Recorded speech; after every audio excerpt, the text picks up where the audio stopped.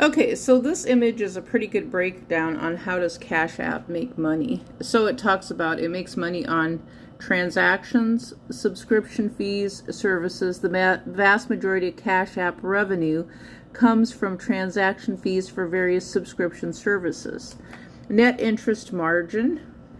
Cash App also makes money by lending the funds in their user accounts to other institutions. Oh my gosh. And collecting interest payments. This is known as net interest margins. So this is through the blockchain. Hardware fees. So if a business wants to accept Cash App as a form of payment, it must pay a 2.7% transaction fee to use of point sales system Square Terminal. This hardware fee is applicable for in-app consumer purchases and also in circumstances where purchase is made outside of the app with a linked Visa and debit card. So this is explaining the terminal fees.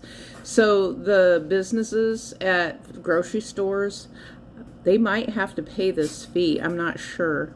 I know a lot of them do, and that's probably going to be passed back to the consumer. So this 2.75% might be passed back to the consumer. So this is just the subscription fees here. You know, so it's like, for example, your Comcast bill, when you notice that they had all these additional fees on there. Now Comcast, being the platform, is a subscription service. Sam's Club, subscription service. Costco, a subscription service. Magazines, you know, there's similar analogies there. And net interest. So all of this is just making money out of thin air. So Cash App is doing the same thing that banks are.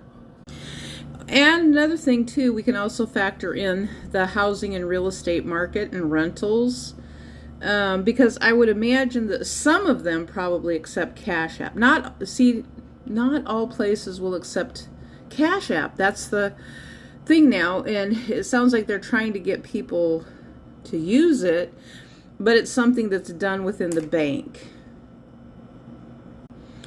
So when we go back here, it says no, the Cash App platform is not directly backed by the U.S. government. While it is a financial services platform, not a bank, it does offer some FDIC insurance for users with Cash App card or sponsored account through partner banks like Wells Fargo and Sutton Bank.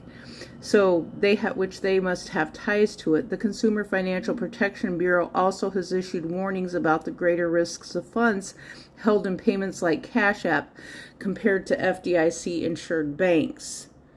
And so, but it sounds like there's something that they're doing to bypass taxes.